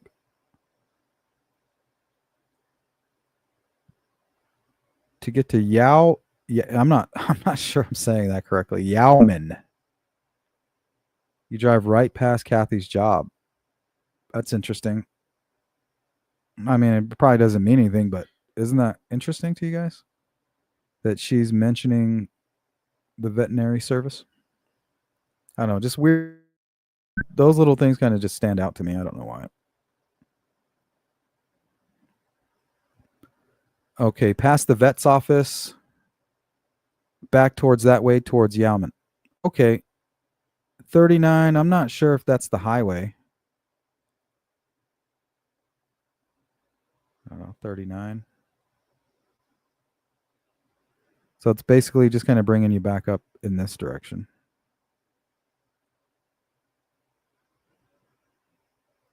Looks like she's trying to connect to the 24.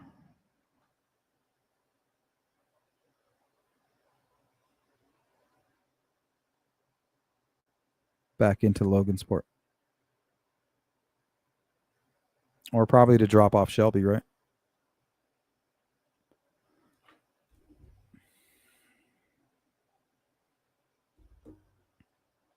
All right, let's check on the chat real quick. Make sure you guys are okay. Yes, CJK, we are live. Sherry Faye, what up? Stream right after I said that.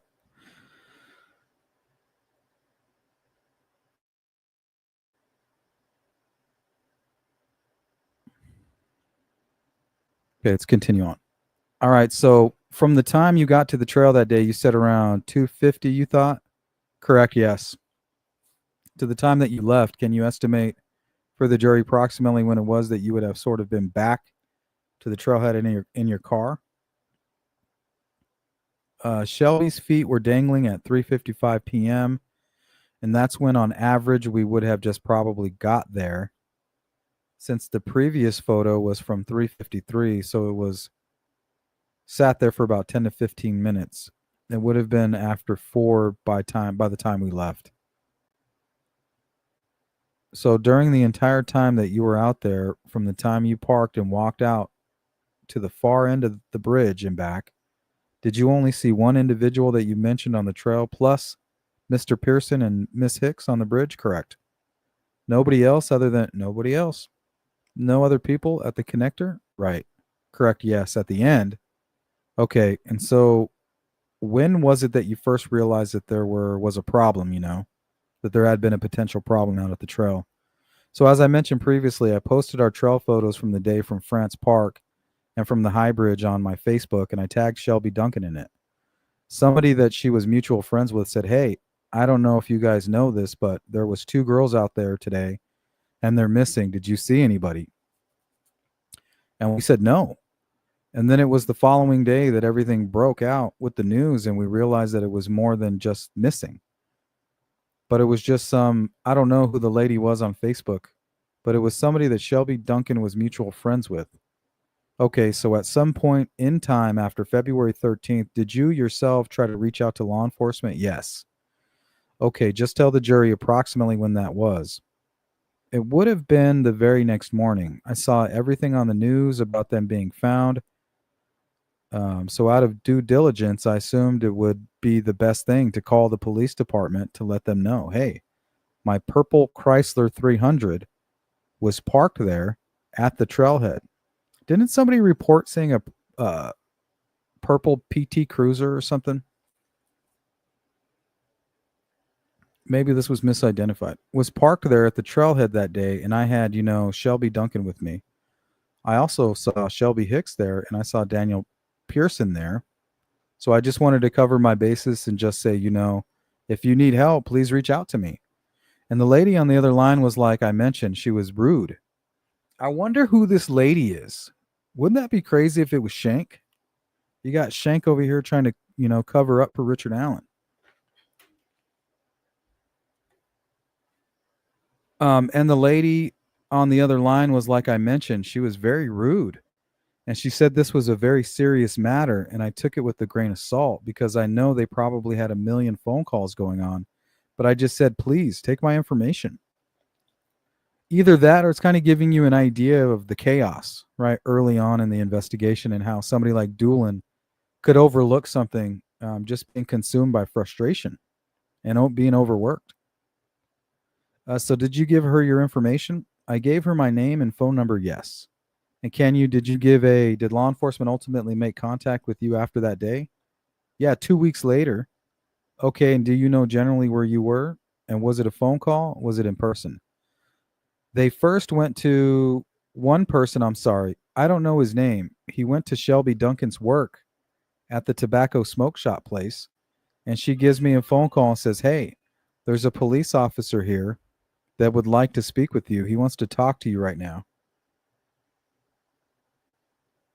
Oh, hold on. My daughter's texting me.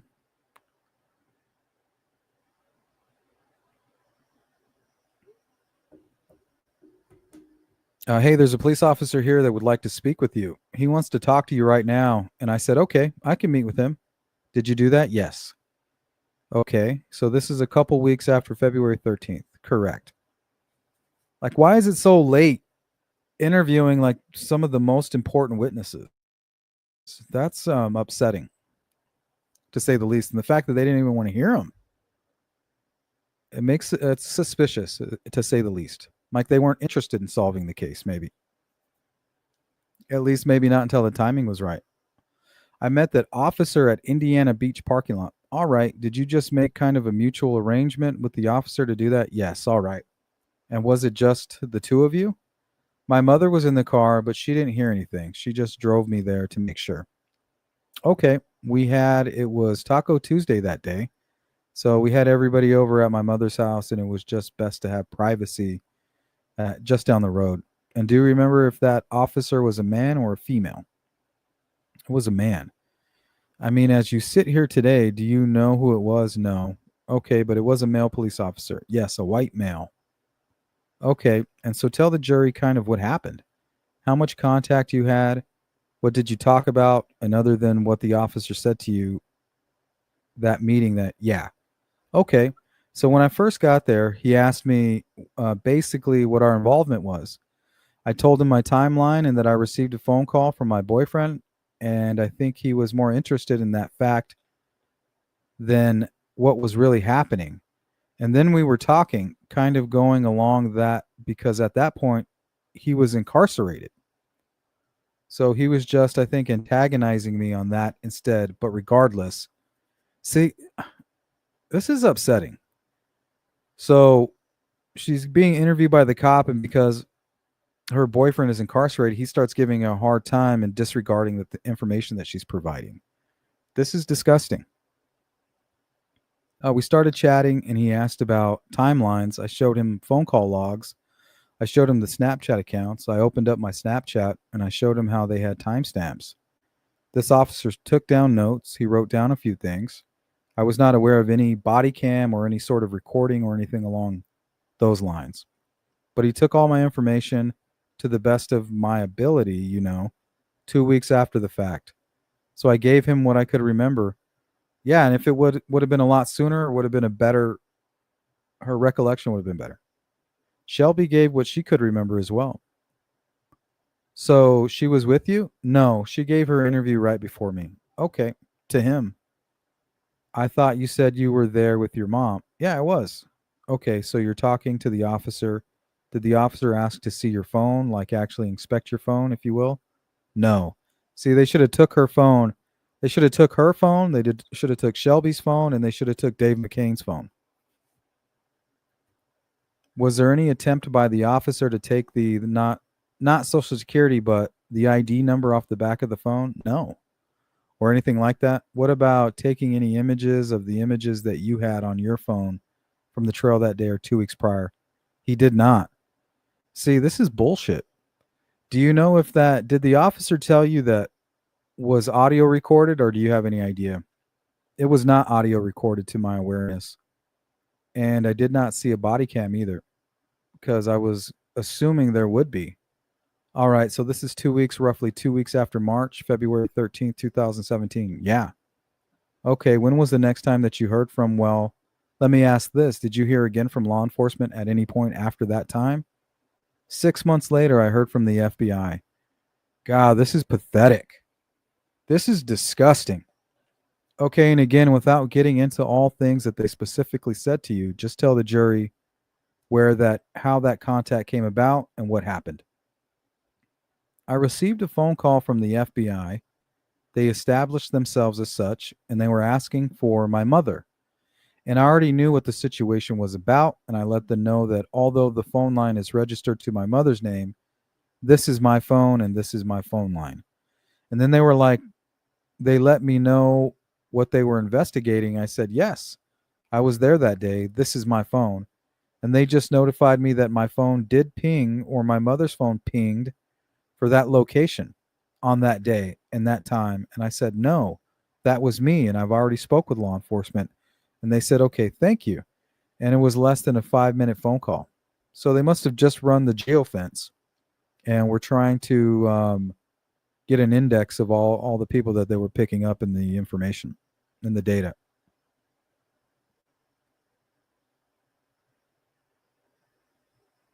And that's what you believe prompted the call? Yes. Okay, because they were asking for my mother specifically. So now we're still in 2017. Yes. 6 months after the end of February, it sounds like, right? Yes. So it's almost like Indiana's not even doing an investigation at this point. And it almost appears like the FBI is getting too nosy. They got to go. So maybe in the fall sometime, correct. All right. Did you hear from law enforcement again in this case? Not until years later. Okay, and at some point in time, did you take it upon yourself to actually try to reach out to law enforcement? Yes. And tell the jury why you did that, what prompted you to do that. As many have seen, this case has been blown completely out of proportion online in chat rooms and social media and blog posts. And I happened to post myself being on the trail that day, which led to so many Facebook vigilantes, people who think they're just going to solve this case from their house. So I experienced doxing in this, which is where they release your public information. So people were releasing information about my children, where I live, my work. I had to remove myself from the professional licensing agency because I have so many people harassing me over this. Ms. Diener says, Judge, I would object to this line of questioning. I'm not sure it's relevant to Mr. Allen. Rosie, well, she said she reached out to law enforcement and she's explaining what prompted her to do that. Again, I'm not sure how that's relevant to the case of Mr. Allen. Well, it goes to the nature and extent of the investigation. Well, I understand. Goal says, well, I understand that, but it's him on trial, so it needs to be relevant to him. Sustained. At some point, were you concerned that nobody was communicating with you from law enforcement? Correct. About what you saw and heard? Yes. Okay, so did you take it upon yourself to send them a letter to let them know that you were still alive? Yeah. And that you had information? and that I moved and that I'm married and that, I'm not hiding. But I wanted to let them know that I'm still there. If you need to talk to me, but I'm just staying offline. Let me hand you what's been marked as defendant UU. Would you take a look at this 2-page document for me, please? Do you recognize that document? Yes. All right. What's the first page? The first page is just the outside with my address and me writing to the courthouse. Is it just basically a copy of the envelope? Yes. You directed to the courthouse here? Correct. And would that address be 101 West Main Street, Delphi, Indiana, which is basically where you are today? Yes. And then the second page is what? It was to whom it may concern. I was notifying that my name changed and that time I went back to Holguin, I was not yet married. Ms. Diener interjects, Judge, if I may, I'm going to object to this admission of this document. And she's reading all of it, so she's already identified it, but I haven't seen it. I think I know what it is. Okay, but the state objects to the admission of it. Did you create this letter to send to the prosecutor? Yes. And did you do that? Yes. Okay, and what was the purpose for doing that? Like I mentioned, just to let them know that I've been dealing with such a mess online if they need me to contact me. And also in this letter reported how my reporting went the day after the girls went missing. Okay, Judge, I move to admit UU. Judge, again, I would object to the relevance. This is Diener. And to him submitting a document that is a carbon copy of her testimony. The court, that's what? It's what she's testifying to today. It's her timeline. That's not my timeline. She says, Miss Diener, it's not relevant beyond her testimony, which she's already provided. Rosie says, Judge, this letter has a 10. It's relevant because it has a tendency to prove that she was not on law enforcement's radar during the course of this investigation for at least a couple of years. And that's true. I find that very disgusting. She should have been in and out of there like 3 or 4 times a year. It's crazy. It's like they were trying to cover this up. She had information to offer. I think, Rosie, it goes to the lack of investigation.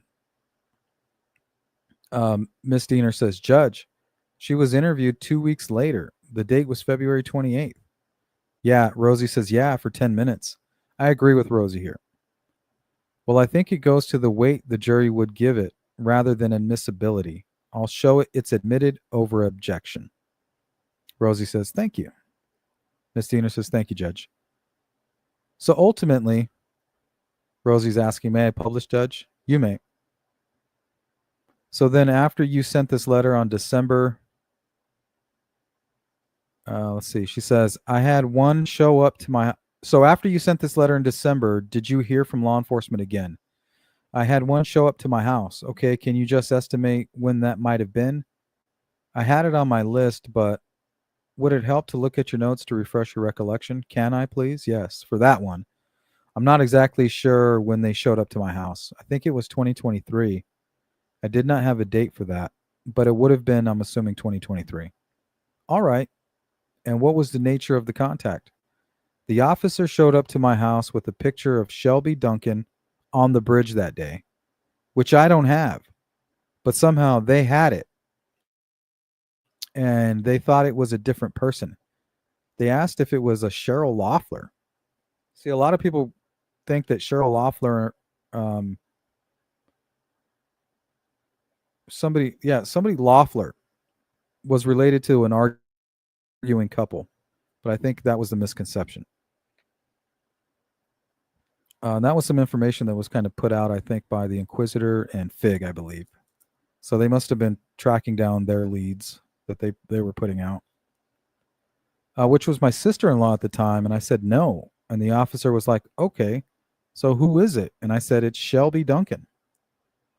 And the man, he said, so it's Shelby Hicks, correct? I said, no, it's Shelby Duncan. Like, there's 2 different Shelbys is what she's trying to explain. And I was leaving outside. I was already had my car started. I had my 2-year-old in my hand. And I was ready to leave, and he, one last time before he got in his car, he said, is this Shelby Hicks? I said, no, it's Shelby Duncan. And he said, okay, thank you. And he got in his car and left. And that was it. That was it. So then now we're in 2023, you think? Yes, when he showed up. And did you hear from law enforcement again? No. Did you hear from me ultimately? Yes. Okay, approximately when was that, if you could estimate? Right before the deposition. Okay, this spring? All right. That's when you came in here and took your statement in the back there? Correct.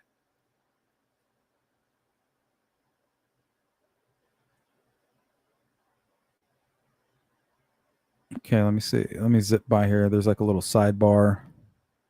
Okay, are those your words? Those are. I put that in the letter because, as of like I said, everything was posted on Facebook. There was leaks, there was fake stuff, there was stuff said that I didn't say, and that's why it's saying I put that because that was in one of the leaks. It said that Richard Allen and I saw each other, which I did not state that in my deposition. I never said I saw him. I said I saw one man in Shelby Hicks and Shelby Duncan. And she said it was an overweight man, so I'm assuming that's Derek German. But the reason why I put this in is the whole letter was explaining, some crazy stuff online.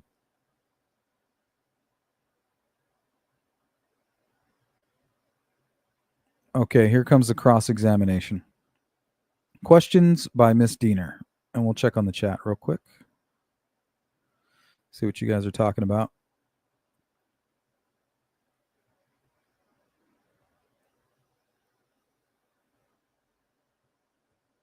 Yeah, he was very familiar with that area. I think so, Sherry. I think I think there's still evidence out there to be found. What's up, Dark Side?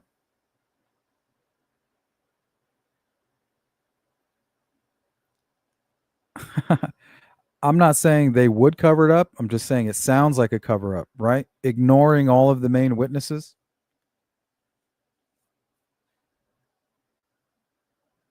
Thanks, Jari. If you guys are interested in donating to the channel, there you go. And if you can't hit the Cash App, hit the like button.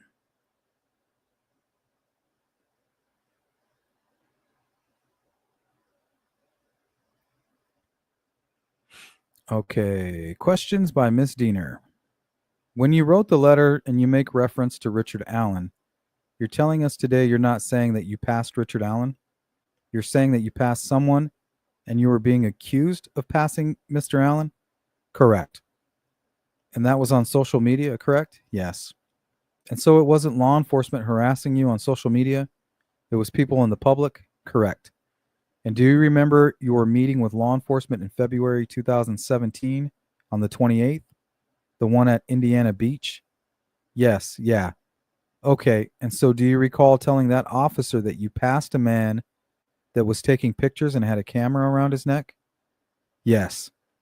So it's confusing. At one point she's describing a heavyset man, and now she's describing David McCain.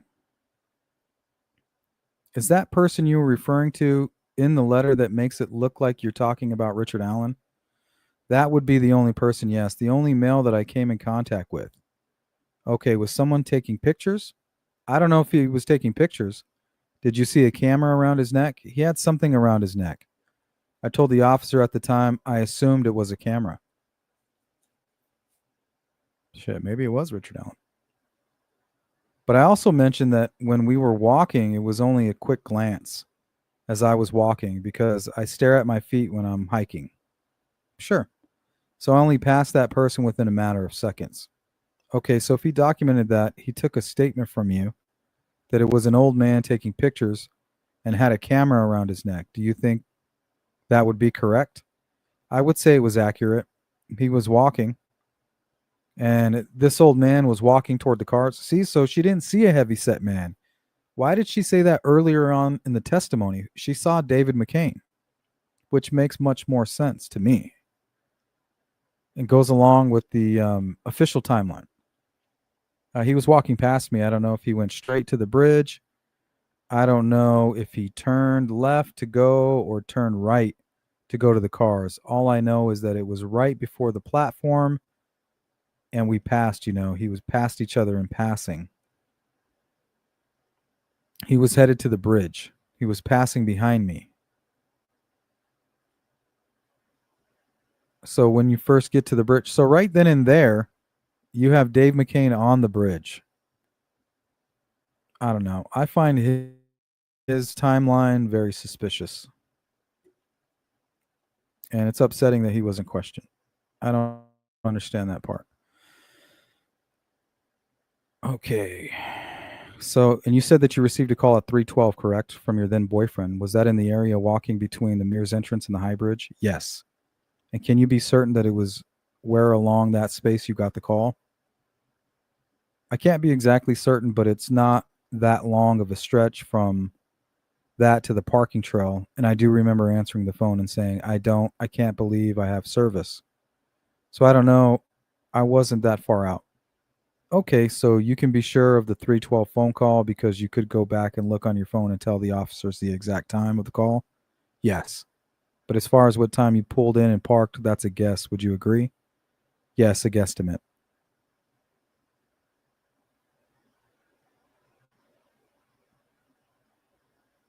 Let's see here. So, I mean, that's basically it. Cross-examination's all the same questions, just reiteration. What time is it? Ah, shit. All right, we're already at the 2-hour mark. So we're not going to get to Brad Heath or Brad Weber today. We're going to have to put that in part 3. Yeah, I got to get some food in my belly, give my vocal cords a little bit of rest, and then we'll get back at it. Yeah, that was a long testimony from her. Thanks for hanging out, Jay Ray. Good to see you, Ziggy. Ziggy in the house. Yeah, Darkside says, I can't imagine why it would have taken so long before they first talked to them. It's bullshit. They seem to be the most important people.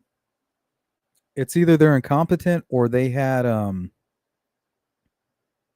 blinders on. Remember, during the 2-week period, they were serving search warrants on multiple houses. That was right around the time they were chasing the Anthony shots for the first time.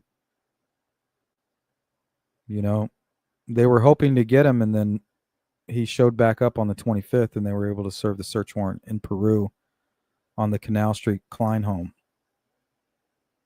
So they had a lot going on in the first 2 weeks.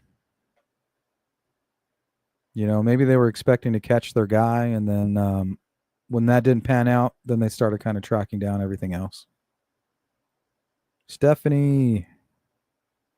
Yeah, I think it's possible. It could have been like a lookout. You got it, Poos?